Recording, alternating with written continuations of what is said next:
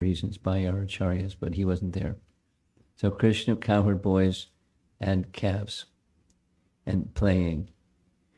And then midway through chapter 12, same day, they see this giant playground in the middle of the forest. At least they thought it was a playground because they're in a playful mood. And what else do you do when you're in the playful mood, but you go to a playground? There was a giant serpent, really big guy, 8 miles long.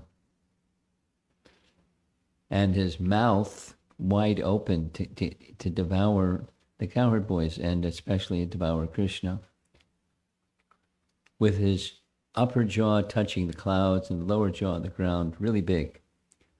So the boys started playfully going to the playground to play. And when they got some certain symptoms, they realized it wasn't a playground, it was a demon that wanted to kill them. So some boys became startled and started to run the other direction. And some other boys stopped them. No, no, no, it's just a playground. And they had a little debate. And then finally they got to this resolution that even if it's a demon that wants to kill us, just a short while ago, chapter 11, Krishna killed Baka effortlessly.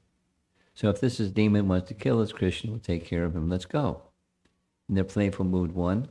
And the cowherd boys and the calves, started to enter the mouth of Aghasura. And then there's a very nice detail. I won't go into it because it takes too long. But Krishna became bewildered what to do. Krishna's willing potency failed, and it confused him also, and then he realized that's his Leela Shakti. It wasn't against Krishna's will, or Leela Shakti is above and Krishna is below. Rather, Krishna desired to experience secondary rasas without going into it, and so Leela Shakti arranged. It was Krishna's desire, that Krishna didn't know what to do, bewildered, because of his love for the cowherd boys. And they were in the mouth of what he knew was a demon ready to kill them. And they went. So then Krishna knew what to do after some pause. It was just a nice pastime. He always knows what to do.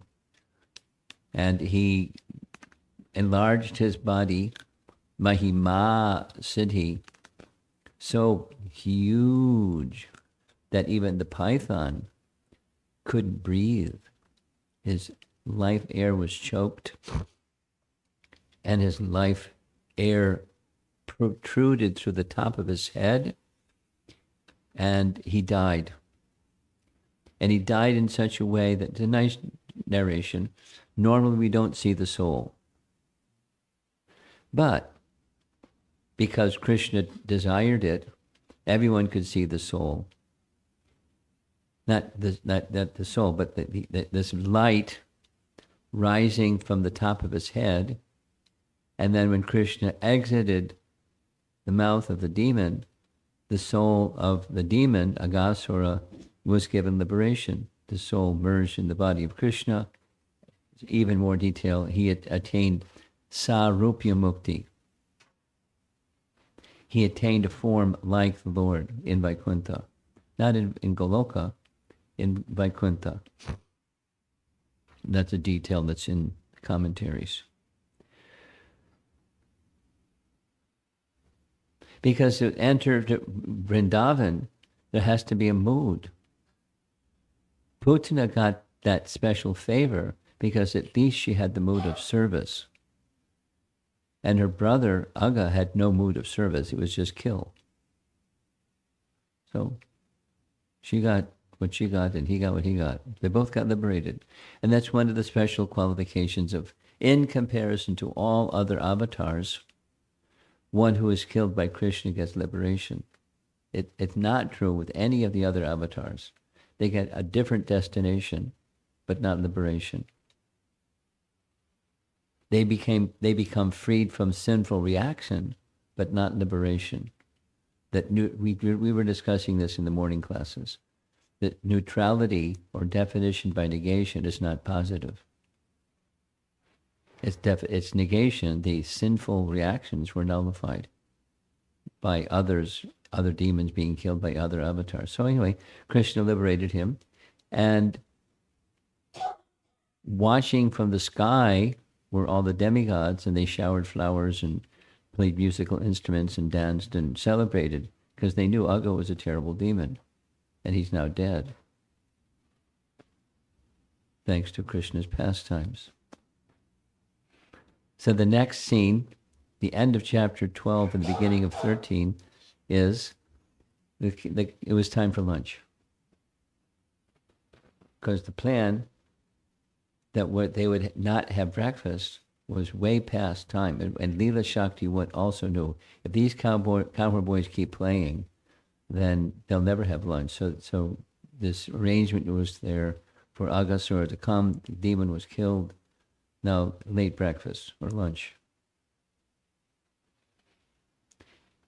And then comes chapter 13, which leads to chapter 14. Chapter 13 is the whole drama of Brahma stealing the calves and cowherd boys. While Krishna was having lunch with them, the calves started wandering around looking for fresh grass after drinking from the water from the river Jamuna. And as they were wandering, the cowherd boys noticed, the calves have gone. So Krishna volunteered, don't worry, I'll find the calves, you finish your lunch. I'll be right back. So while Krishna was gone, that was Brahma's plan, that he would kidnap the calves and cowherd boys and come back and see what Krishna would do. He was testing Krishna and testing his powers against Krishna's powers. And it comes in the prayers for this evening's class, what his contemplations were when he did this bad deed. So what Krishna did was he manifested himself in identical features of each cowherd boy and each calf. And when Brahma came back and saw that, he was bewildered. For the first bewilderment, he was bewildered by seeing what Krishna did. Now he's bewildered by seeing the cowherd boys that he just kidnapped were sitting there having lunch, although he just put them in a cave. And when he's looking at what he's seeing, Krishna manifested not only the calves and cowherd boys, but forms of Vishnu for each one of the calves and each one of the cowherd boys. Because the part of the idea was for Brahma to get the answer to this question, is there a limit to the mystic powers of Krishna? He can liberate this demon. Is there a limit? So Krishna showed him there's no limit. By all the calves, all the cowherd boys, all the forms of Vishnu, and all the forms of a universe, and all the ingredients to build the universe, and the time, energy personified, and the mystic powers, 8 mystic cities personified, and many, many, many other in this list of energies with personified forms, all offering prayers of praise. It was a big prayer concert. Lots of noise with all these entities offering prayers to all these forms of Vishnu. And then suddenly Krishna withdrew everything, and all that was left was just Krishna standing there with the same, it's a detail because you'll see in the painting shortly, in his left hand Krishna was holding some yogurt and rice, which he was holding from the time he went to go look for the calves. He still has the yogurt and rice in his hand. And he sees Krishna. That begins chapter 14. So we heard the first 8 verses of chapter 14 in 2 classes. The first verse is beautiful meditation on Krishna meditation, the form of Krishna, the color of Krishna, the dhoti of Krishna, the paraphernalia of Krishna, the seeing Krishna through sound. And that's his first prayer, Krishna Darshan. Then Brahma says, it's not possible. Even I'm experiencing detachment from all material affinity, I still can't understand this form of yours. What to speak of the happiness that you experience in this form of yours when you perform your childhood pastimes. It's incomprehensible to me. And then this third verse, we asked everyone to study it and memorize it and learn it and assimilate it. Jnane prayasa udapasyanamanta eva, the verse number 3. To abandon the process of jnana and instead accept the position of bhakti by hearing Shruti Gatan Tandavan Manobir, and a dedication of oneself to the hearing and remembering these pastimes throughout one's life, then surely one will achieve perfection. And then the next set of verses, which was yesterday evening, the whole series of verses where he, Brahma, compares the bhakti process to anything else. The Gyan process, the yoga process, the materialist process, and then comes to the conclusion that we heard in the verse 8, number 8. Because he, Brahma, has made an offense, he knows he's going to get a reaction. So we had this nice discussion about what about us? So he's portraying us. He's like Arjuna getting bewildered. He's Brahma getting bewildered and making an offense. And because of his offense, which wasn't out of malice, but it was just by childishness, he's going to get a reaction. And when you begin bhakti process, and you're not at the mature stage of bhakti, that's most of us, you're not at the prema stage of bhakti. And what happens when you get some bad experience, some misery comes to you, some misfortune comes to you, something unwanted comes to you. And then sometimes it's not just a little bit, sometimes it's too much. So how do you handle that? So Brahma teaches the 8th verse how to handle it. In the same message as the earlier message, stay fixed in the activities of hearing and chanting with your mind completely. So regardless of whether the response that comes from your past activities looks good or doesn't look good, it feels good or doesn't feel good. That's mind and the senses. And then what about the soul? The soul's orientation to taking full shelter of the personality of Godhead, accepting whatever comes your way. Chaitanya Mahaprabhu had the same teaching. Natanam, Najanam, Nasundrim. There are different teachings in Shikshastika that teach the same.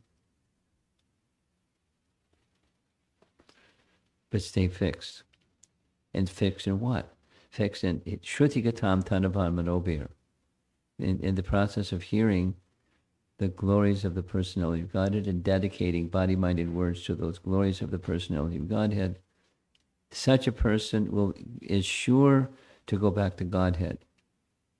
Mukti Pade Sadayabak. Mukti Pade Sadayabak. He inherits the property of his father just by jiveta, just by surviving the father, the son, in Vedic culture or in law of progenitor. The son inherits the property of the father. What's the property of his father? The spiritual world. Because his father is the personality of Godhead. That's who Brahma came from, his father and mother. So that was the conclusion of what we did so far. So take a deep breath. We just did a review of what we did so far for 2 days. And now we're ready to move on. The ready to move on, here's a little chart that shows what we did. Approaching Krishna verses 1 through 8. And now comes the expressions of humility. Lord Brahma is feeling appropriately very humble, because he just made a big, not just like it's a mistake, but he made an offense. You don't steal. And he stole. That's sin. But it is an offense because what he stole was the cowherd boys and the calves. That's Krishna, or Krishna's immediate associates. He messed up with Krishna's childhood pastimes. That's a no-no. So he's going to get a reaction. So that was the last verse of 8. Now he's going to this section, he's going to appeal for the merciful side of Krishna. So that's, and by getting that mercy, he has a sense of being connected to Krishna despite his wrongdoing. So that's this is a nice follow-up of verse number 8, like what to do when there's some mishap that comes to you, or some misfortune that comes to you, what to do. And then there's the rest of what we're going to be doing. A whole section of Krishna's inconceivable energies, an inconceivableness of the inconceivable person. Knowledge that's beyond both bondage and liberation. The glorious Vaishnavis and the glorious Krishna. There's prayers that go up to verse number 40. And guess what? That's not the end of the chapter.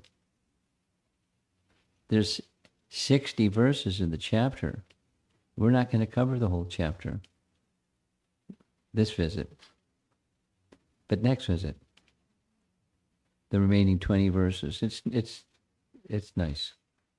So, here we go. Brahma's feelings of humility. And here's verse 9. My Lord, just see my uncivilized, the Sanskrit word is anaryan, the uncivilized impudence. To test your power, I tried to extend my illusory potency to cover you, the unlimited and primeval supersoul, who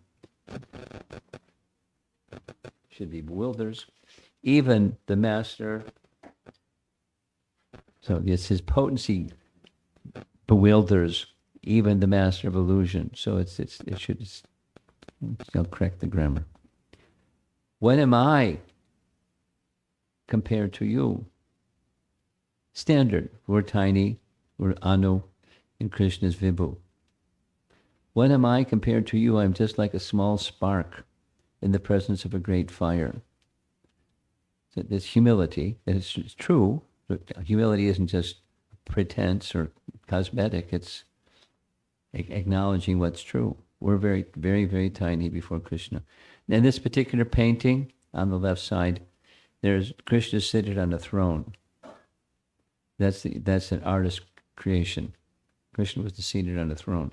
He was standing under a tree with a lump of yogurt in his left hand, smiling, looking with unblinking eyes.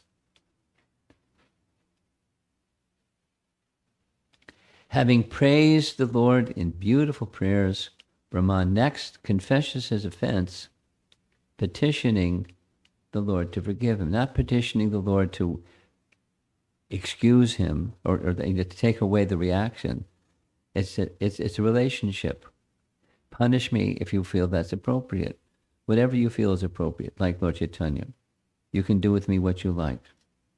You can embrace me, you can neglect me, you can trample me, you can do whatever you like. Because you're merciful, and whatever you like it's good for me. Similar with Lord Brahma.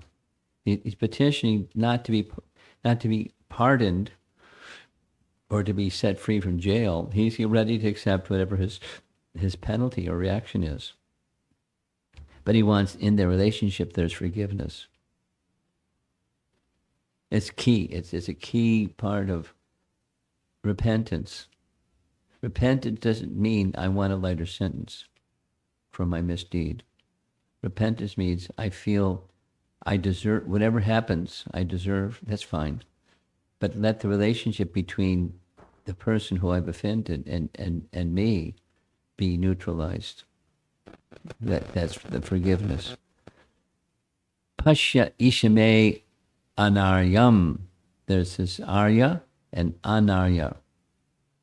So this is inappropriate behavior. Arya means sujana, or a good person. And he had been not a good person. Anarya is just the opposite. Oh Lord, see my wickedness and foolishness. 2. There's 2 features. One is daurjanyam, and then the other is mudhatvam. Daurjanyam was wickedness. Mudhatvam is foolish. So he's making the claim, or is making the statement. I didn't do what I did with a wicked intention to like hurt you or defy you or something. I was just like a foolish child. You'll see as we go forward. Little children sometimes do foolish things, detrimental to themselves or to others, and it's just playful, like the coward boys entered the mouth of Aghasura. In this way, the revelation of unsaintliness, or anarya, is made to be perceived. This is these initials here, Jiva Goswami and Sanatana Goswami make the same comment. So he has something disclosed to him or revealed to him. And who's doing the revealing? It's Krishna himself. Who is the revealer of unsaintliness? Supposing somebody does a boo-boo, and they may not even recognize. I had an exchange with somebody the other day. They had no idea what they were doing. They're just going on and on and on and bashing this one and that one and the other one, and it was really unpleasant experience. It's still with me. And they had no idea that they was conducting themselves with unsaintly behavior. They had no idea. And if somebody were to tell them, excuse me, they would just burst into anger because, this particular person was over the top with pride and self-centeredness. It was shocking. Anyway, such a person isn't going to get that mercy. So the unsaintliness that may be something within our doings, past or present,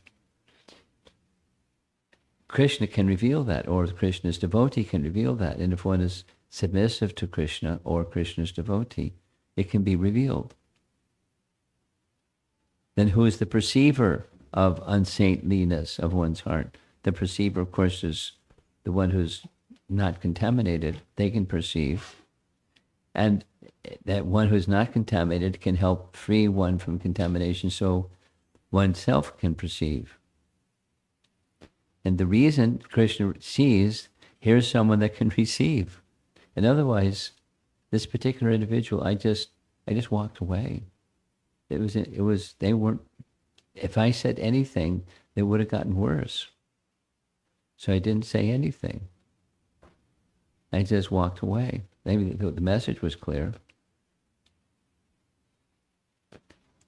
And I don't know what they said or did after that. I can imagine it was something explosive. But, that's their responsibility. Their offenses are their responsibility. In what ways does Krishna reveal? So these are just some reflections in the midst of the prayers of Brahma. let's go on to the next. In our case, the Bhagavatam is such light that we can see within if we hear with attention and submission to the message of Srimad Bhagavatam. And now we can also understand something of just from Brahma's prayers, because that's part of the Bhagavatam. There's Lord Brahma. Ananta Adye is another phrase that's in verse number 9. Ananta, unlimited, and Adye. Adye has the same root as Adi, or original, like Govindam Adi Purusham. He's the original person. So Adye can also mean father. So he's addressing this 4-month-old little boy as his father. And he's the firstborn living being in the universe, addressing this little boy as father and saying, I made this offense to you, even to you. Twapi. This is his wickedness. Jiva Goswami is indicating. Another word in this verse, Paratmani. You're the soul of the soul. I'm the soul, and you're the soul of the soul. The Atma, and you're the Paratmani. Jiva Goswami explains that this expression signifies his foolishness. From whom was I trying to hide the cowherd voice? The one who knows everything. How foolish. How foolish. He's admonishing himself, admitting his foolishness in front of Krishna, so it's his humility. Mayi, Mayani. So Krishna is the Mayani of those who have some power of Maya. Brahma has some power of Maya.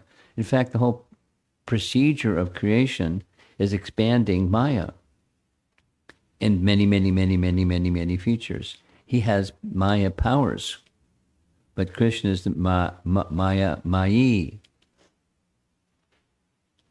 I spread my magic, Mayam, to you, who even confounds those who have magical powers. You are Mayi, Mayani. You recognize the painting, I'm sure. This is Krishna in Dwarka. And Krishna in Dwarka has palace floors that are like mirrors. They're so nicely polished. And one time he saw his own reflection in the mirror, in the floor, and became charmed and enchanted by his own reflection. This expression signifies extreme foolishness. The first verse in this whole section, I'm foolish, though here's a very beautiful painting of Krishna, yes? Krishna may be saying, then, Brahma, why did you do this? Brahma's reply, I desire to see your greatness. Atma Vaibhavam, or can mean Tava Mahatmayam, or it can mean I wanted to see my own might.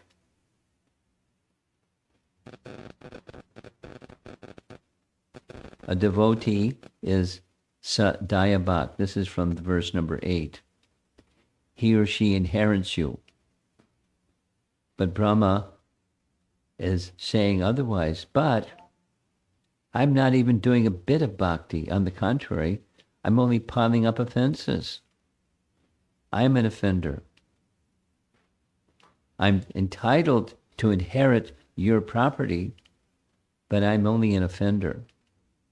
Beautiful painting of Lord Brahma, yes? Very beautiful.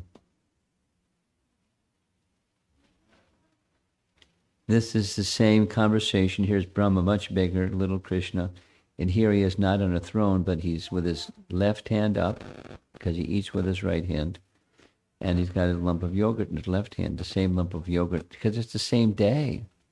It's just moment after Lord Brahma put the cowherd boys in the cave. Having perceived it, his offense, his foolishness, inflict punishment or forgive as you see fit. Otherwise, the wickedness and foolishness of persons like me might increase. So I recognize whatever is coming my way, you're the deliverer. You are by nature merciful. You are by nature wise. You're by nature like a loving father. So whatever you decide is best, I accept it. So now we're transitioning to the next verse. At the beginning of the next verse, Brahma begins saying, Sham asva achuta, or basically, forgive me. Now, Krishna might ask, when you're speaking like this, what mind should I have in forgiving you? So here's the response. That's Acharya's comments to help make the transition. Therefore, O infallible Lord, kindly excuse my offense. I have taken birth in the mode of passion, and therefore simply foolish, presuming myself a controller, independent of your lordship. That's an interesting looking swan, isn't it? That's a nice painting, though. My eyes are blinded by the darkness of ignorance. Please consider that I'm your servant and therefore worthy of your compassion. Know those little, you've heard the expression, persons with a bag over their head. So what does it say? I don't know. I don't want to know.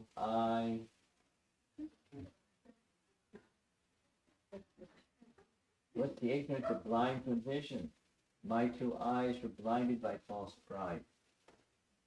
So, I mean, this individual that I had this interaction with the other day, wow, that's exactly what was going on.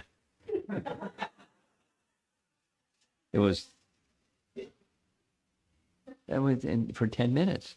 I was just being very patient. I thought, like, they'd wind down. They didn't wind down.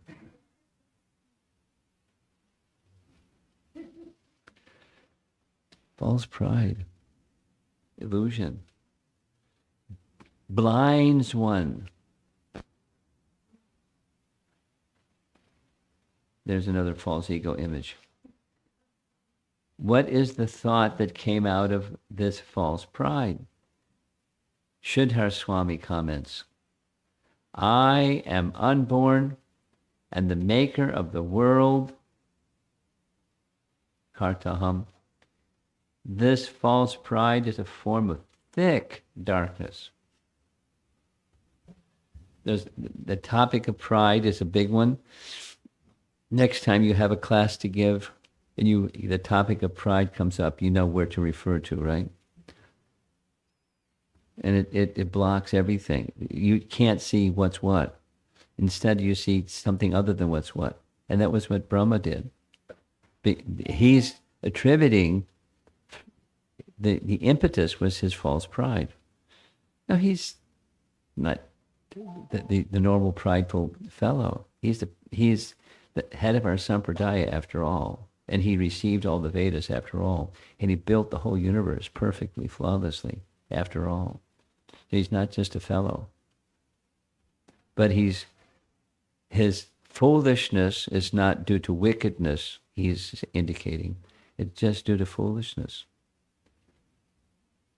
And my Anaryan behavior was from that place. Consequently, I had the conceit of being a God separate from you. That's Sridhar Swami's commentary. And you've seen this painting before. In the lower right, that's us. That's the living entity that's turning away from Krishna, saying no to Krishna. And that kind of cloudy thing, that's the Mahatattva. He's leaving the spiritual world, passing through the Mahatattva and entering into the material realm. And over on the other side of that Mahatattva is the spiritual sky, and in the spiritual sky there's Krishna and Krishna's loving pastimes. And it's not a chronological once upon a time thing. It's the misuse of free will. And thinking in that misuse of free will, thinking falsely about oneself.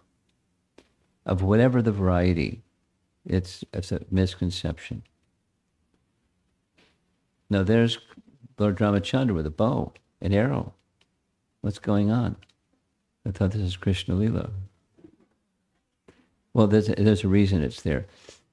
Those of you that are very familiar with Ramayana, we could say Ram Bhaktas, or fans of Lord Ramachandra and Ramayana, isn't there a saying where Lord Ramachandra makes a promise?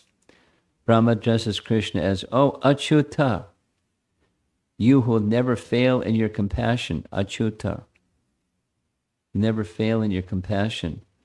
Achyuta means also, he does not fall from this vow, the vow from Ramayana, the vow that Ram makes. Who does Ram make this vow to? Vibhishan. I bestow constant fearlessness to him who, it's to Vibhishan, or it's about Vibhishan, in front of all the Vanaras. And all the others were saying, don't accept him because he's a motivated guy and he's got some other thing up his sleeve. So, I bestow constant fearlessness to him who, just once, surrenders and beseeches me by saying, I am yours. This is my oath. So, O Achyuta, you never deviate from your oath, from your vow. You made this vow in the form of Ramachandra. So, please give your protection. Brahma suggests to Krishna to please consider this. Sridhar Swami comments. Although Brahma thinks he is a master toward others, he is my servant. When I, the master, am present, so he is worthy of receiving compassion and forgiveness for his offense. I, Lord Brahma, am before you, Krishna, you're my master, and in your presence, you're my master, even though I made this other mistake when I was not seeing you and I'm the servant of the master. I was thinking I'm the master, I'm the Lord. So, because I am the servant and you're my master, so please be compassionate, because I know your nature is compassionate. Same verse, we're still on text 10, this is Vishwanath's commentary. Although there is a possibility of punishment, which is suited to wickedness, and a possibility of forgiveness, which is suited to foolishness, only your forgiveness is appropriate because you are greatly merciful. Therefore, please forgive me. Clever, huh? But it's also making this distinction of it's not arising from wickedness. It was arising from foolishness, just like a child.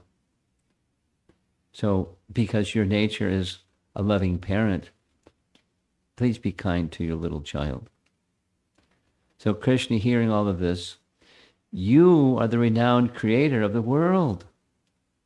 You don't consider yourself God, fine. But tell me, what is the extent of my godly might?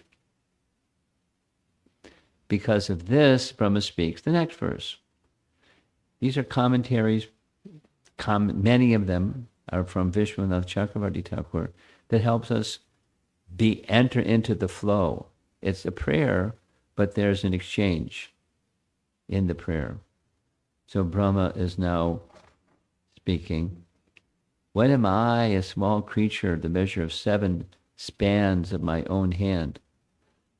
Now, how many have read that and wonder what's all that about? What's the 7 spans of one's hand? Must have something to do with, I mean, this is me, must have something to do with how people considered a height and their hands. And, so it's just like, I'm just a regular guy that has the span of 7 hands. I'm enclosed in a pot-like universe composed of material nature, total material energy, false ego, ether, water, and earth. That unpacking it, wait, our acharyas are going to unpack it for us. And what is your glory? Unlimited universes pass through the pores of your body, just as particles of dust pass through the openings of a screened window.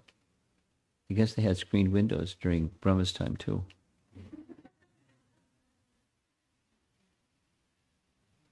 Probably different, a little different than these guys. Commentary. That the body measures 7 spans of the hand signifies lowly manhood. The body of a great personality, Mahapurusha, is 9 hand spans. So I'm a little guy. And then the Supreme Lord is a big guy, where I'm Anu and he's Vibhu. So a nice example, maybe you're familiar with this nice example, the description of Chaitanya Mahaprabhu's form. His arms would extend down to his knees. Didn't say how about his hands, but this is a Mahapurusha. So here's a nice painting of Chaitanya Mahaprabhu, who's the Mahapurusha category.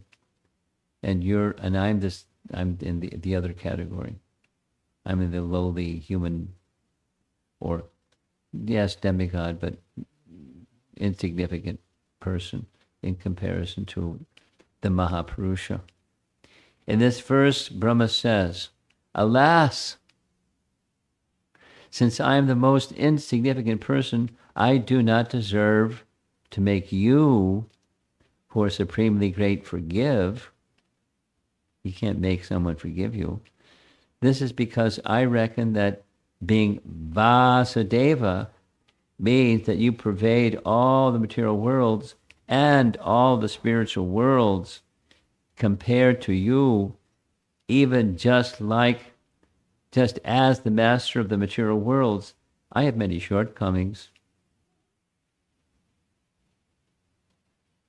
It's humility. He's acknowledging his mistake. Compared to you, neither my godly might nor my prowess should be taken to be significant, like the leap of a grasshopper compared to Garuda's ability to fly. Notice the painting. The main part of the painting is Garuda. And down there in the right, we superimpose a little grasshopper. It's a cut and paste, don't worry. Grasshoppers don't fly with Garuda. But in comparison to Garuda, I'm like a grasshopper. Compared to you, my prowess should be taken as significant. Describing the universe as a clay pot, this is unpacking the metaphor of the language or the poetry of the language, is for the sake of expressing that it is destroyed after a very short period of time. Clay pots have a short lifespan. And when the clay pot is finished, it's tossed. So this universe is it's for some time, yes, and then it's tossed. And I'm in this little clay pot-like universe. This is Srila Prabhupada's commentary, BBT commentary, because this chapter 14, Prabhupada finished the Bhaktivedanta purports with chapter 13. So all of what we're hearing, this BBT version, the Krsna book is Prabhupada, but the BBT version is the followers of Srila Prabhupada, chapter 14, and onwards to the rest of the cantos. Even one so great as Brahma, who manages the affairs of the entire universe, cannot compare to the personality of Godhead, for he can produce numberless universes simply by the spiritual rays emanating from the pores of his body. That's the particles of dust coming from through the screen. Material scientists should take lessons from the utterances of Sri Brahma regarding our insignificance in comparison with God. In these prayers of Brahma, there's much to learn for those who are falsely puffed up by the accumulation of power, whether it's material power or intellectual power, whatever power. Puffed up is standard. So this is a little, I don't think we're going to do this because not many, if I was asked to do this, I don't know how I would draw. Draw an image of yourself in relative perspective to this universe. Vaikuntha, Goloka Vrindavan, and the entire creation. Go ahead, make a painting. I'm going to tell a little Prabhupada story. This was shared with me from one of Tamal Krishna Maharaj's disciples. And Tamal Krishna Maharaj liked telling this to his disciples. And Prabhupada was chastising him. And Prabhupada said something similar to Brahmananda in New York. This was Tamal Krishna Maharaj in Los Angeles. So Prabhupada was describing the creation. There's a form of the Lord so great that from the form of the Lord, just with his breathing, a countless number of universes emanated from the pores of his skin. And each one of those countless number of universes, there's countless number of planets within those universes. Within those planets within the universe, countless in number, there's one planet called planet Earth. On planet Earth, there are 7 continents. And of those 7 continents, one of them is North America. In the North American continent, there's one country called the United States. And in the United States, there's one state called California. In California, there's one city called Los Angeles. In the city of Los Angeles, there's a small temple. In the small temple, there's this little person called Tamal Krishna Maharaj, and he thinks he's really great. You're really tiny in the big picture of things. So we're very tiny, and it's true.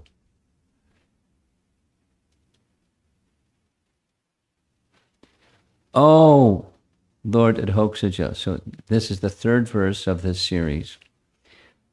Does a mother take offense when the child within her womb kicks with his legs? And is there anything in existence, whether designated by various philosophers as real or as unreal, that is actually outside of your abdomen? This is Markandeya Rishi having this vision, but there's many other examples. As he was floating in the water of devastation, he saw this little child floating on a leaf, and it's Krishna. He was sucking on his toe, and then the whole universe went into his body, and then he exhaled, the whole universe came out of his body. And so what is there of existence that's outside of real or unreal, outside of your abdomen? Jiva Goswami. Striking of the baby with both feet in the mother's womb is not considered as an offense. On contrary, it's for the sake of the mother's joy when she thinks, I have a baby, this baby is alive.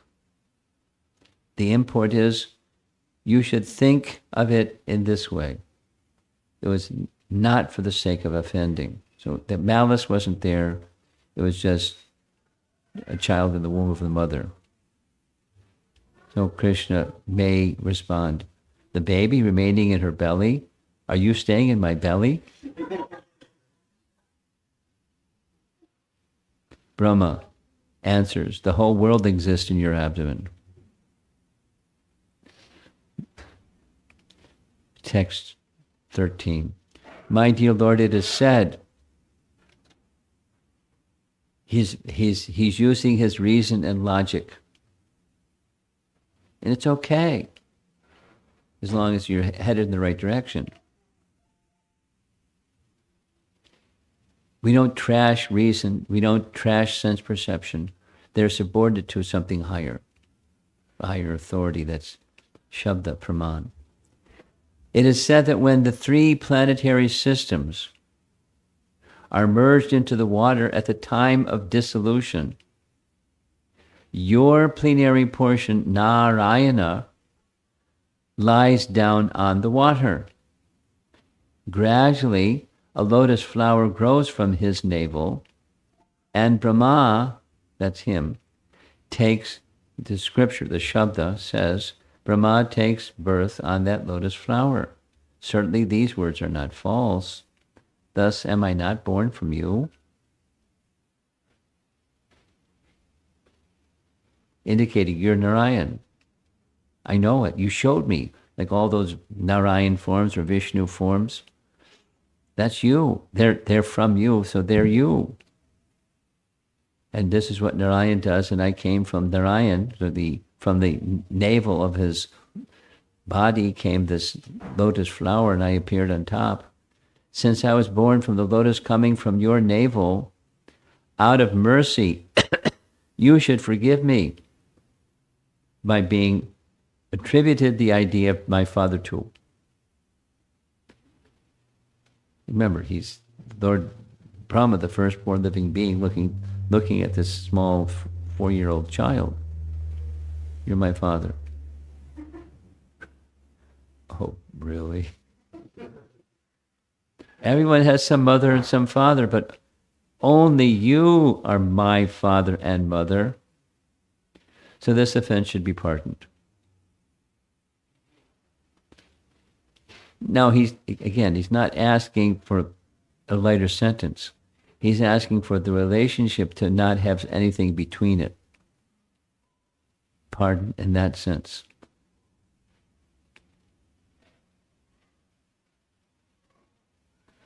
Although Prabhupada, BBT, although every living entity, every living being is a child of God, Lord Brahma here makes a special claim because he takes birth on a lotus flower that emanates from the navel of Narayana. So everyone's your part and parcel. Mame Vangsa Jiva Loke, Jiva Bhuta Sanatana, that's fine. I know the Bhagavad Gita verse. But I have there's a relationship between you and me is very special. I take birth from your navel, from the lotus flower that comes from your navel. Ultimately, all living beings are equally expansions of the transcendental body of the Supreme Lord, but Brahma has an intimate relationship with the Lord because of the activities of universal creation. Not only he appears from his body, from the stem of the lotus that comes from his body, but he intimately after that, there's a purpose. He built a creation which didn't exist before he was born, and he built the creation as a service to Lord Vishnu. Krishna may say, if so, you're the son of Narayana. Why have you come to me? How are you related to me? So you gotta go before the judge and make his case some more. And he does. Are you not the original Narayana? O Supreme Controller, since you are the soul of every embodied being, the soul of souls. You're the soul, capital S, of every embodied being and the eternal witness of all created realms. So there's 3 levels of super soul. The super soul that we're accustomed to is the Lord of the heart. But then there's the Lord of the universe and there's the Lord of all creation. There's the super soul, the witness, antaryami, of the whole creation. all created realms, plural. That's Mahavishnu. And Garbhodakshay Vishnu and Kshirodakshay Vishnu. That's you. Those Narayana features, they're expansions of you. Indeed, Lord Narayana is your expansion. And he is called Narayana because he is the generating source of the primeval water of the universe. Then that's Garbhodakshay Vishnu. He is real, not a product of your illusory Maya. So now he's a philosopher. Brahma is very good. Brahma, is charge of a certain feature of Krishna's Maya, and that's the universal construction part. That's Maya. That's the illusory Maya. Now you see it, now you don't. It may last for a long time, but it's temporary. But the primeval water is not like that. It's not now you see it, now you don't. And the form of Narayana is not like that either. So here are the three. There's Mahavishnu on the picture on the left, Garbhodakshay Vishnu in the center, Paramatma, Kshirodakshay Vishnu on the right, Vishnu, Vishnu, Vishnu.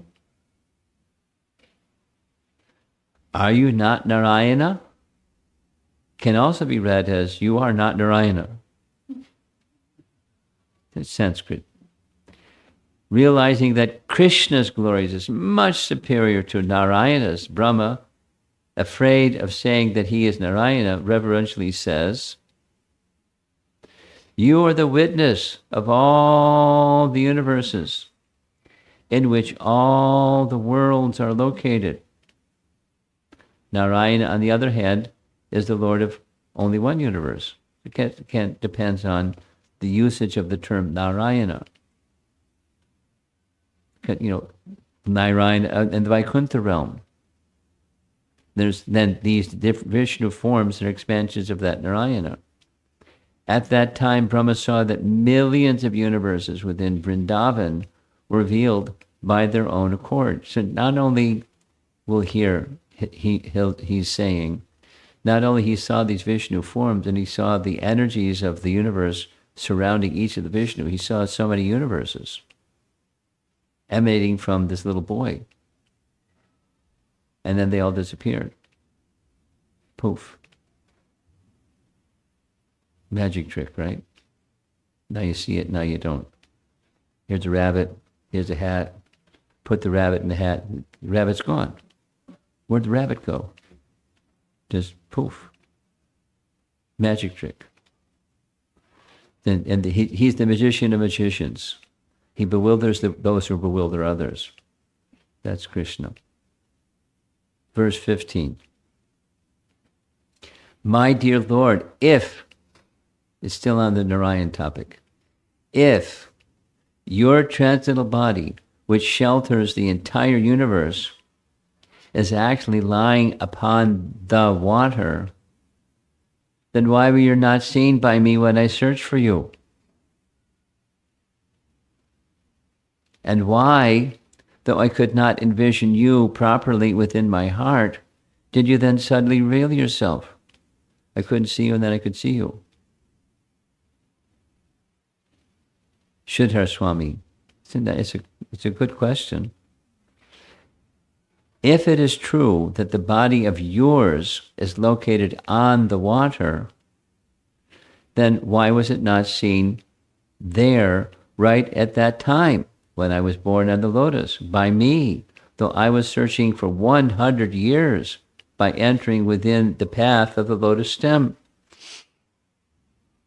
Reasonable question. If that Swarup, spiritual form, of Narayana consists of Shuddha Sattva, then why is it always seen limited on the Garbhodak ocean, which is material? He's like a college kid. Have you been in discussion? I've been in discussion with college kids, and they ask, if it's this, then what about that? And if it's that, then what about the other? Brahma is playing that game. Oh, Lord Krishna, the limitation of you, who are all pervasive, by Garbhodak, that's the Garbhodak ocean, is impossible. There's no limit to the unlimited, in other words.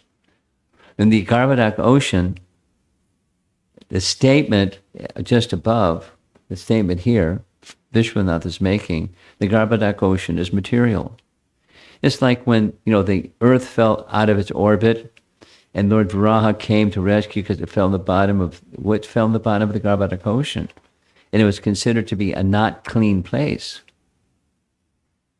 Right? That's why he came as Varaha and lifted with his tusk. And then had a big battle with the demon. So, Hiranyaksha. So the Garbhodak ocean is not in the same category as the spiritual sky. Although the water comes from the body of Garbhodakshay Vishnu, the perspiration of his body.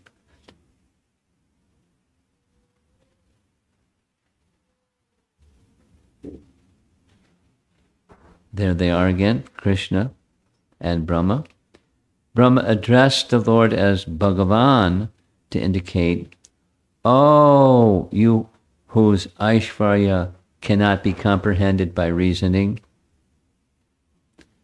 Baladev Vidyabhusan comments, that means only mercy and indifference are the reasons for seeing or not seeing. If one is indifferent, then Krishna is not going to reveal. And if Krishna shows his mercy, then he can reveal. Well, guess what? That's the end of the section. And we're ready for the next section. So there's other things to say. Here's a nice thing to say. Another nice thing. Some of you have read Chaitanya Charitamrita, where this little discussion in Lord Brahma's prayers to Krishna, where he's indicating that he is Narayana. And because he's Narayana, he's his father for this reason, that reason, the other reason. And then Krishna, in Chaitanya Charitamrita, Krishna goes, really? I'm so old and you're so young that I'm your father? Please explain.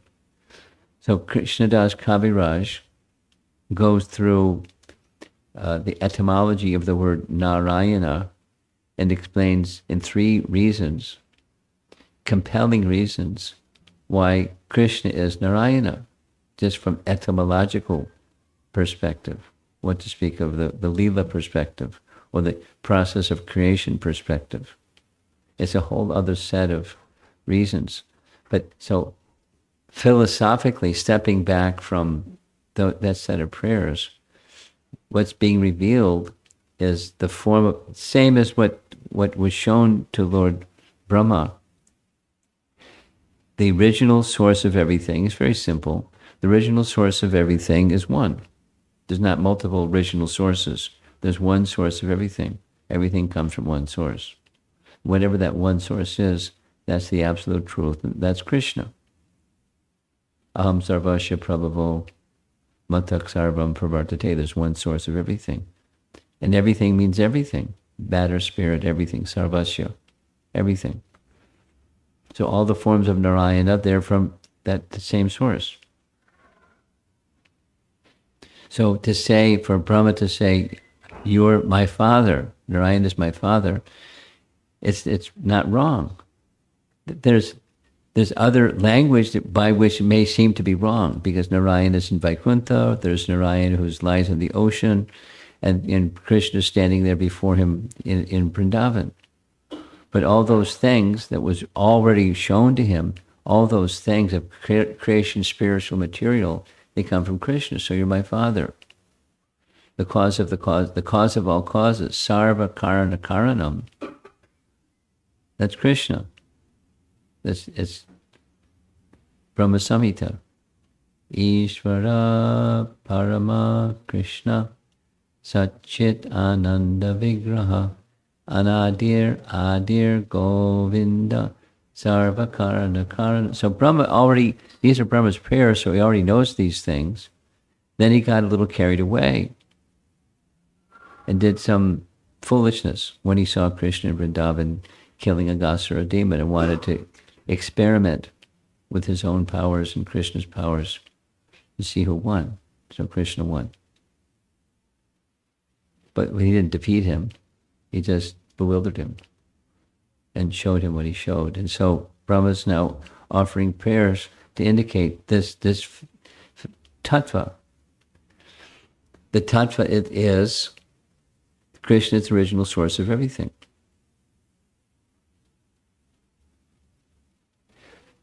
In the course of my serving my Prabhupada as in the role of a sannyasi, I meet a lot of people. And guess what? A lot of people had a lot of different ideas out there. And some of them are kind of standard. Some of them are not at all standard. But some of those standard ones is, a common one. What do you people have to say about Lord Shiva? Or what do you people have to say about, then why do you do this instead of that? And so persons that have some theism, some respect for some higher authority, they have different ideas of what that higher authority is. A common brand today, I'm just sharing, in the university circuit is impersonalism. It didn't disappear. It's a little bit on the rise. And, it's particularly with Indian graduate students, those people that are the smart Indian graduate students, somewhere along the line, many of them have come across Shankara's teachings because that's spiritual. And they bought into it because that's spiritual. While they're doing their academic pursuits and, excelling, there's whatever the spiritual conception is that one for many. And then it's like an obstacle, etc. So that there's lots of ideas out there in the spiritual marketplace. It's not new. And these prayers are very helpful. If a person has faith, some persons have some faith in Scripture, and what Brahma is experiencing and confirming, it has at least a couple drops in the bucket for some people. There's authority behind the Srimad Bhagavatam and Brahma's realizations. After all, he's the head of a sampradaya. And so what he's teaching has to be taken with some gravity. There is one source. And that one source is Krishna. And since Krishna is the source, he's our father. And the son looks to the father with a special regard. And Brahma is special amongst all the sons of the father. So his words are very significant. There's gravity in these prayers. There's potency in these prayers.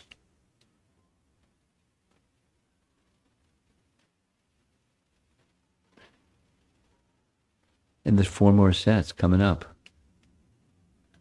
starting tomorrow night. Let's see if there's some discussion. The best part has been very lively discussion after these presentations. I'm looking forward to what's next for this evening.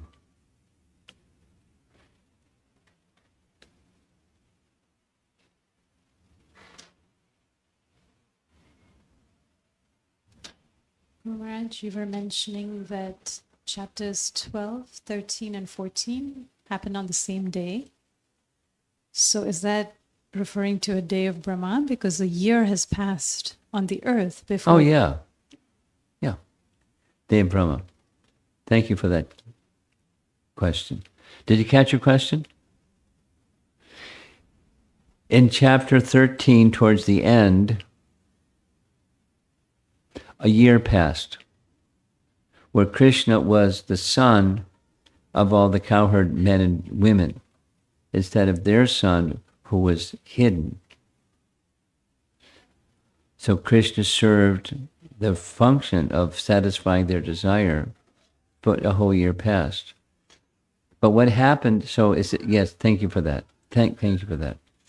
What happened was at the end of literally 1 year,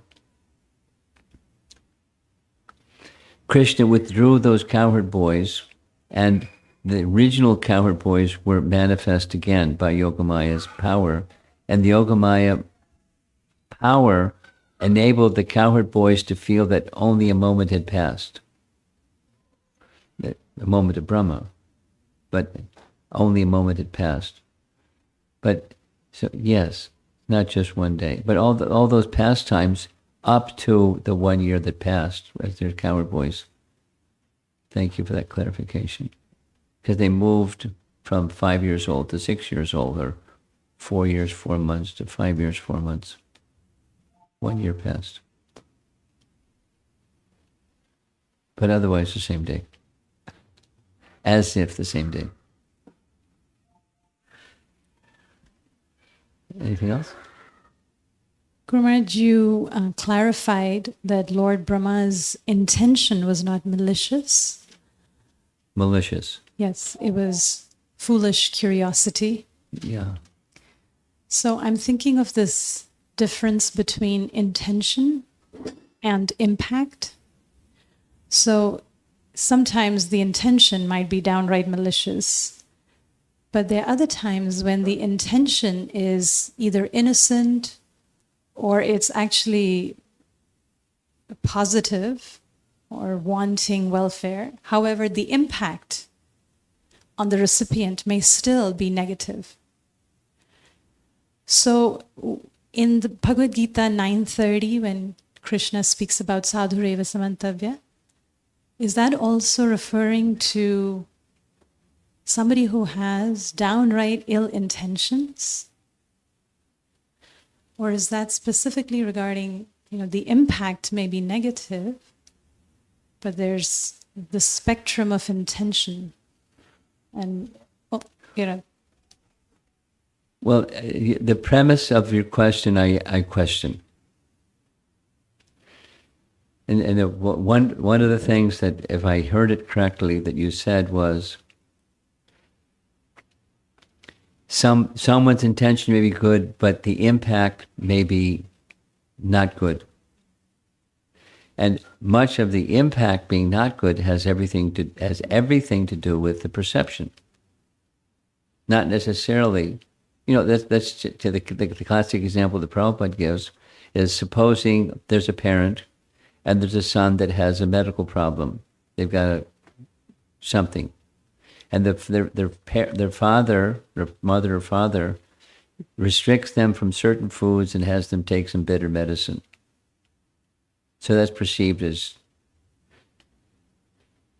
the perception is and reality don't necessarily match. That's just a comment on the perception, the premise of your question. But now that's not the essence of your question. The essence of your question is sudurachar. Yes? So, dur achar, it goes back to the premise, the earlier premise at least is, supposing my intention is not durachar, my intention is to benefit, but it's read as durachar. That's a perception, not a reality.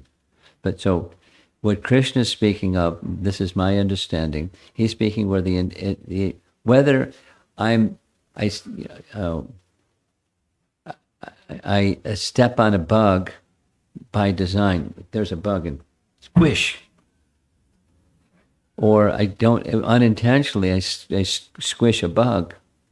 The intention doesn't matter. The bug's dead. And so there's bad behavior that let's say, someone is on the receiving end of a bad behavior, and the intention could be a whole spectrum of intentions. But if someone is harmed, someone dies because they were fed, they were given something to eat that would cause their death, and it wasn't with the bad intention. But so there's bad behavior. So my response to your question is Krishna speaking of where the intention, knowingly or unknowingly, in good intention or bad intention, it's hurtful.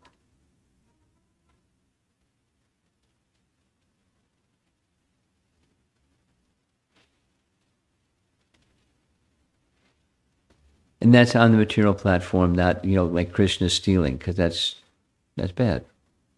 But when Krishna steals, that's glorious. It's one of the references from our acharyas. Krishna's childhood pastimes are different, in a different category. So bad behavior, sudurachar, is there's dharma and there's deliberate violation of dharma. So that's an intention, deliberate violation. Supposing somebody doesn't know that this is adharmic. Well, they should know, and they should have been taught by their guardians, their mother and father, or teachers, or whoever. And if they don't know, and they still do durachar, it's durachar, intention or not. It's both. There's greater gravity if I deliberately squash a bug. Here's a nice little Prabhupada story. The devotees were in Mayapur, and there were a lot of mosquitoes during a certain time of the year in Mayapur, and the devotees were like disturbed with the mosquitoes. So Prabhupada said, get a mosquito net, and if the mosquito starts to bite, then he's an aggressor, you can kill him. And otherwise you tolerate. Just, put your mosquito net up without mosquitoes inside. But if he's an aggressor, you can kill him.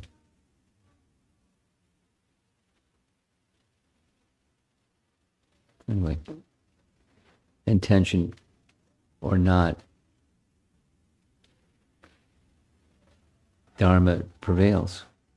And those who abide by Dharma are protected. Those who disobey, in intentional or in ignorance, they're culpable.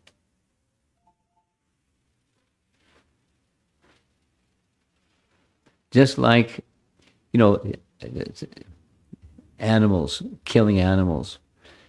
Young people that grow up, not only in the West, certainly in the West, but now all over the world, they don't even think about it. It's just food. Meat is food.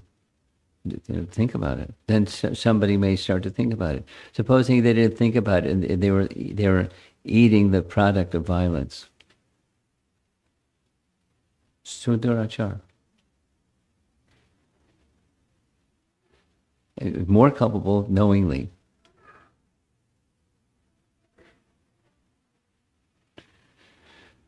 Yes. Here comes the microphone. It takes a while to get to you. Thank you. So we had been discussing about so many spiritual concepts out there, and somebody asked me, like, what is the spiritual path you follow? And I was just wanted What to are hear. the spiritual practitioners We follow, yeah. So I wanted to hear from you, like, what's the best way to explain to somebody what is the practice we follow? What's the process that we follow? Yes. To somebody that doesn't know but wants to know. Exactly, yes, Maharaj.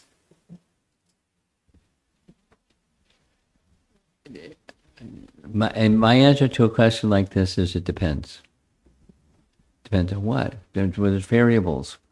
Like, so you take a look at the person who you're speaking to, and what's the context that they do understand?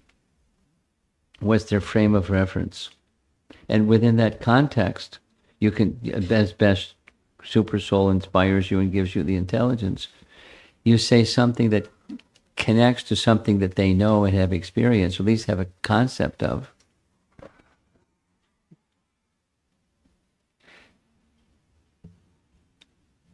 And then you respond according to what they have some concept of.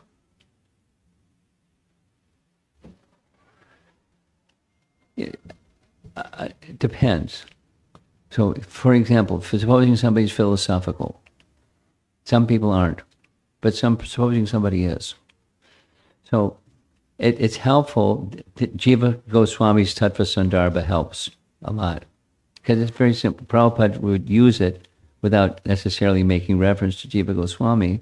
But how do you know anything?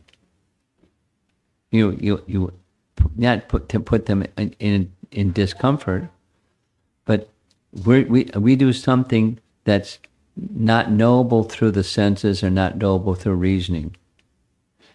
With the understanding, so there's three ways of knowing things, and then the other way of knowing things is through shabda, through sound. And there are things that we haven't, like say an electron. Nobody's seen one.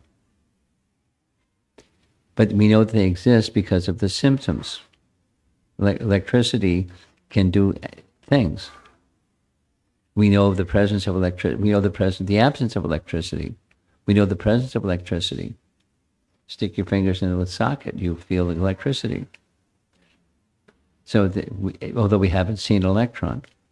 So we know things by the symptoms, and those things that we can't see with our senses or reason, we can know about through Scripture. And our life in devotion to Krishna, is accepting that which we cannot see presently with these senses or reason with our mind, but on the authority of Scripture. So then why do you accept the authority of Scripture? It depends on the person, how the conversation goes. But a lot of what we do is based upon the authority of Bhagavad Gita, because the person presenting Bhagavad Gita is a perfect person. How do you know? Well, I know imperfect persons, and the great authorities since time immemorial accept Bhagavad Gita as that Krishna is the perfect person. He's the supreme personality of Godhead. And I am looking to those authorities that accept that, and the declaration is made by Krishna like that, and everything that I see and experience confirms it. So our life is dedicated to that which we haven't seen, but we've heard from authority. And there's a reason for that authority and accepting that authority. We live our life. So for example, the food that we eat, there's foods in ignorance, passion, and goodness. And food in goodness has the following effect.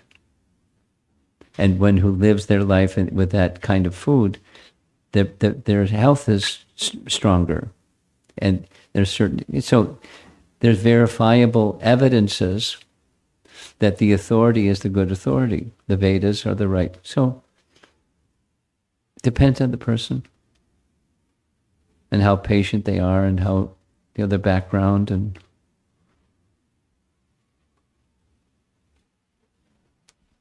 I have a second question. So, Maharaj, you were sharing that only those demons who have killed by Krishna get liberation, but the other avatars, they don't get liberation, who are killed by the other avatars. So I just wanted to understand what happens to them when they are killed by the other avatars. That's a nice question. There's an answer. Depends. Different destinations for different living entities. They go to a common destination is they'll go to a higher realm, not to the spiritual world, but to a higher realm, because their sinful reaction has been lifted. So there's higher realms where persons are very pious, very elevated individuals. And they're not in the spiritual world, but they're in an elevated realm.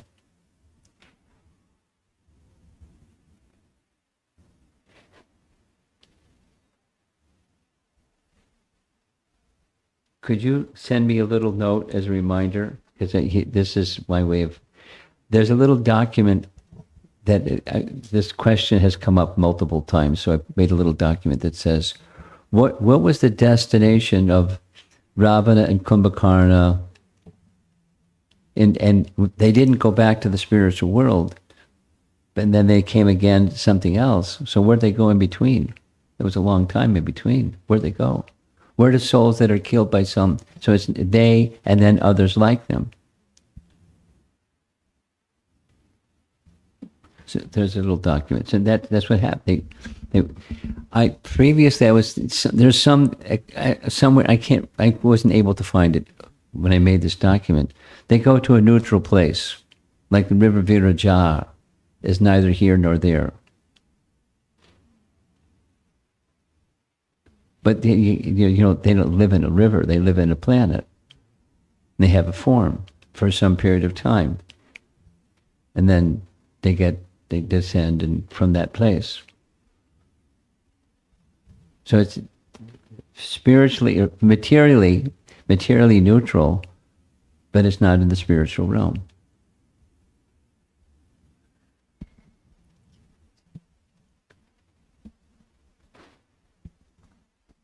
Hare Krishna, Guru Maharaj.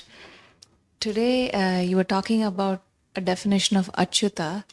He never fails in showing his compassion. Yes. As well as the first day, you said Krishna wanted to experience compassion.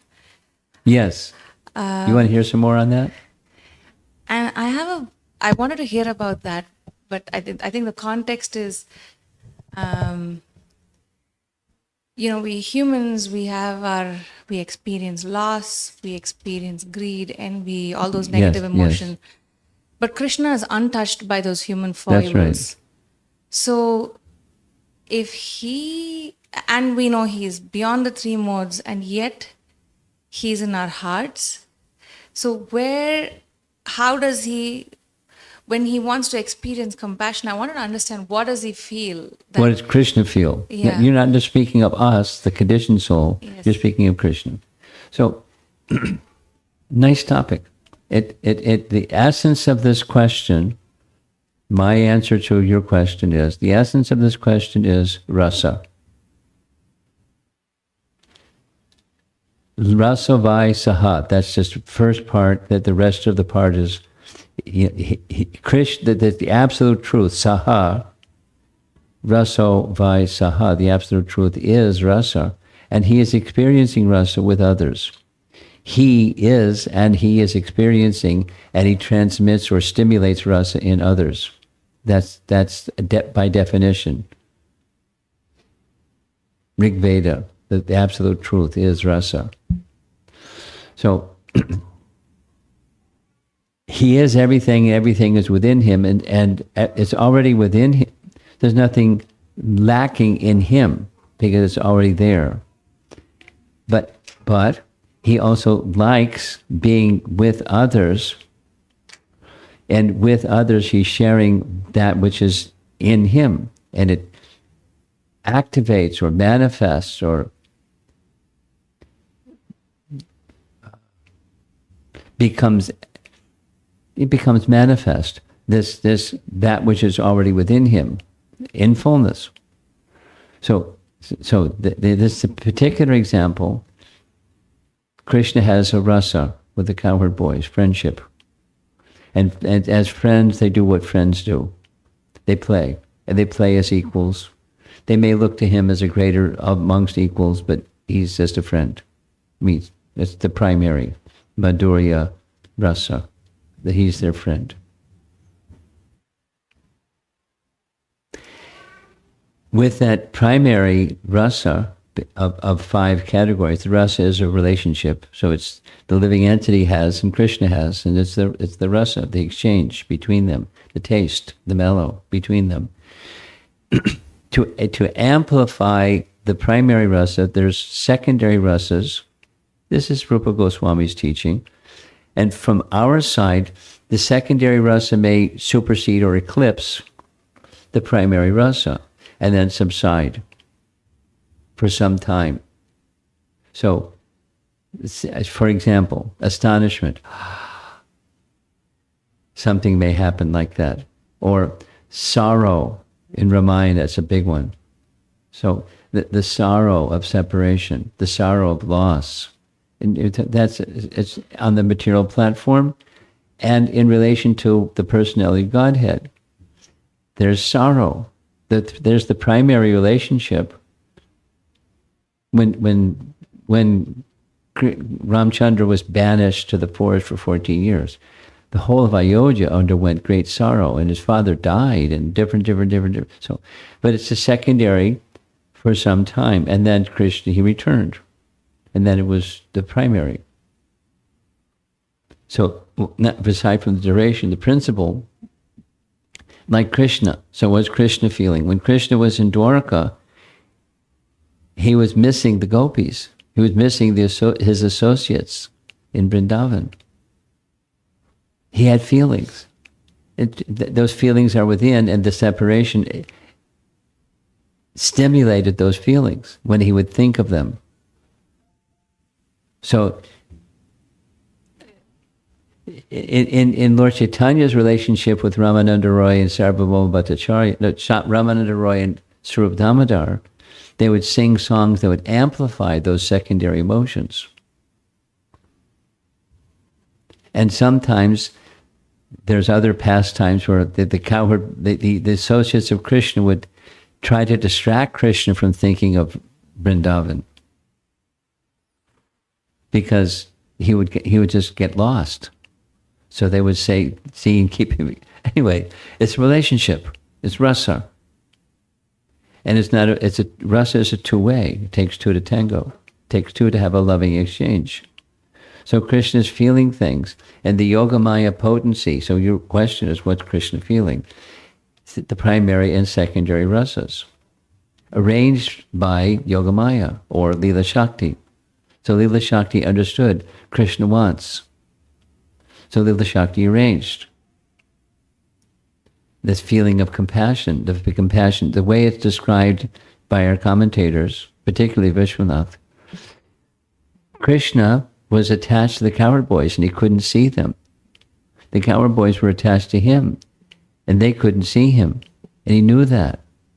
So he's feeling that feeling of his affection for them, their affection for him. He's feeling it, and it's heightened in a secondary rasa, resting upon the primary rasa. And then the clincher was the demigods, they also were crying. Krishna could, so that was it. He then decided, okay, I'm going to kill the demon. So it was just a purposeful exchange. So from one who has everything within him, but a certain feeling becomes amplified by arrangements of the Leela or Leela Shakti. So he's experiencing a transcendental emotion by the arrangements of his own potencies. Now, does that address your question? Not So exactly. this brings up another thought. Krishna, when he relates with Nitya Siddhas, like the Gopas, Yes. there is this exchange of rasa, and Yes. that sweetness is ever expanding. Yes. So What that is about the us? first part of it, like the one that you spoke on when he's. I'm forgetting the day. Tuesday, when you spoke, it relates to that. But today, when you spoke about Brahma, when Brahma was offering prayer, he also calls upon Krishna's compassion. Yeah. And so the question I'm having is, with us, Nitya Baddhas, Yeah. is there any exchange happening? Yes. Is he feeling compassionate towards us? And Yes. if he is feeling compassionate towards us, he doesn't feel what we feel, right? Like he doesn't No. feel, then how does he feel compassion towards us? It's his nature. Your mother. And it's worldly motherhood, but the worldly motherhood has certain features to it. You know, take that context and understand Krishna's position. Sometimes your children may just do stuff that's like dumb.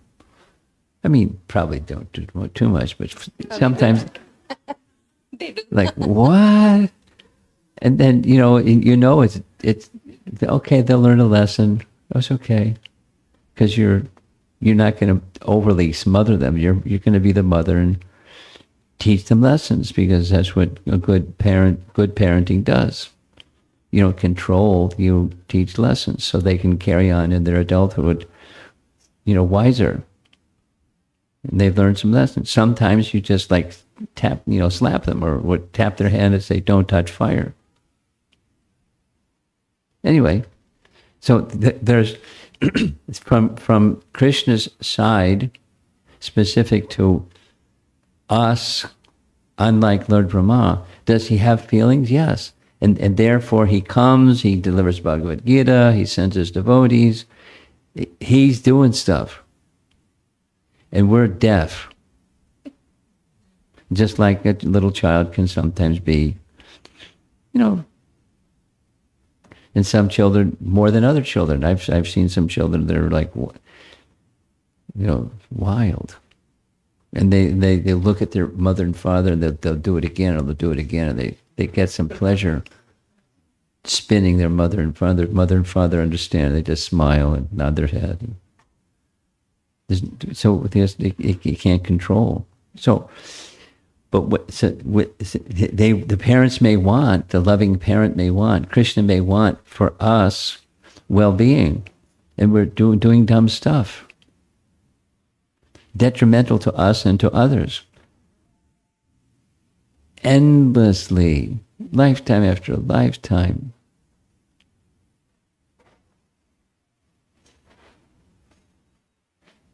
So my understanding of your question is, does Krishna feel stuff for us, even we're dumb? And yes, but he doesn't interfere. He interferes by sending teachers and teachings and coming and performing pastimes and doing stuff to attract our hearts and our minds. But he gives us freedom at the same time to make dumb choices or the good choices.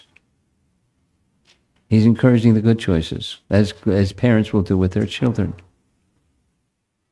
But the children are going to make choices, good and bad and mixed. And you feel something for your children, even when they're doing dumb stuff. Well, that's a loving parent, and Krishna's a loving father, a loving source of all living entities. But he doesn't interfere. But he gives us options and gives us reminders and gives us bitter medicine sometimes because we've got a severe disease.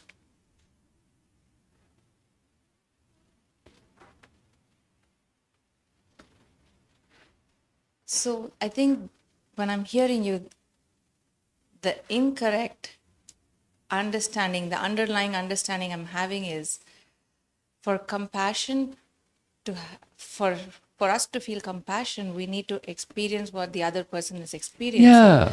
But Krishna doesn't experience. Well, at least, like Prabhupada, you can't experience what the other person's experience, but you can experience something likeness, like a person who's been pricked by a thorn. Supposing you've never been pricked by a thorn, you don't know what that experience is. But if you've had the experience, you can't feel what they're feeling, but you can have an understanding of what they're feeling when they're pricked by a thorn. So you feel some compassion on the basis of your experience.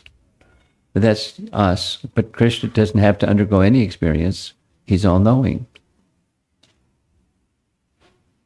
He doesn't have to undergo illusion in order to feel compassion for us.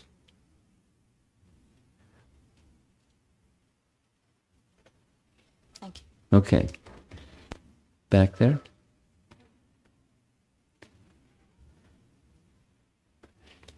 Go ahead. Hare Krishna Guru Maharaj. In the series, I am very attracted to the Krita Punya Punja, the Me too. transcendental piety. That verse is so wonderful. The whole verse is so Yes. wonderful. Can you please give some examples of the transcendental piety? Of a transcendental what? Piety? The Transcendental Gopas. piety. What? Sure. Well, just keep it simple. It's nice to keep it simple. It's devotional service. That which is pleasing to Krishna is transcendental piety. Now, one can do material piety with a transcendental purpose, and Krishna is pleased, and that's transcendental piety. Distributing prasadam.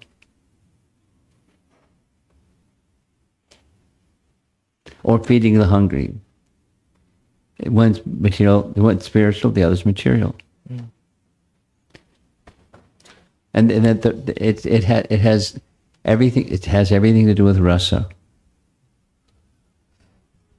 Now, there's a material rasa of sacrificing for others when they're less fortunate, and it doesn't have to come from a place of pride, of condescending. I'm more fortunate, you're less fortunate. It doesn't have to be the condescending kind, but just there's a happiness, a mode of goodness, happiness that comes from sacrificing for others.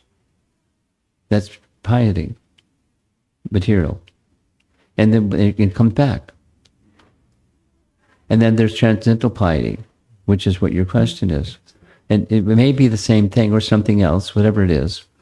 It's like, spreading Krishna consciousness. That's transcendental piety. What Prabhupada did is a life of sacrifice. He gave his life in such an excellent way, super excellent way, and endlessly, tirelessly, to the very end.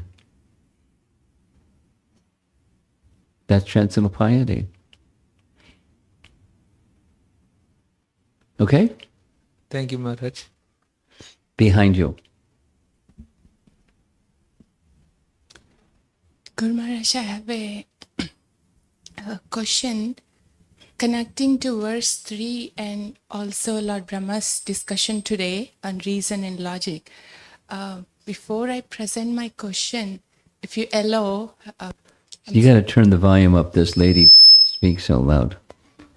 Could you hold the microphone closer? I'm having a hard time hearing you. Is this okay now, Guru Maharaj? A little better. Keep trying. Yeah. I'm just requesting, if it's okay, if you allow, can Anirudh recite verse 3? He memorized and wanted to recite yesterday. You sent me the recording. Anirudh. Oh. You ready? Can you sing it or recite it, or what are you going to do? I'll just recite it. Okay. Slowly, please. Gnana prayashamudapasya namanta eva jivanti sanmukaritam bhavadiyavartam stane stita shrutigatam tanuvan manobir ye prayasho jita jitopyasitais trilokyam.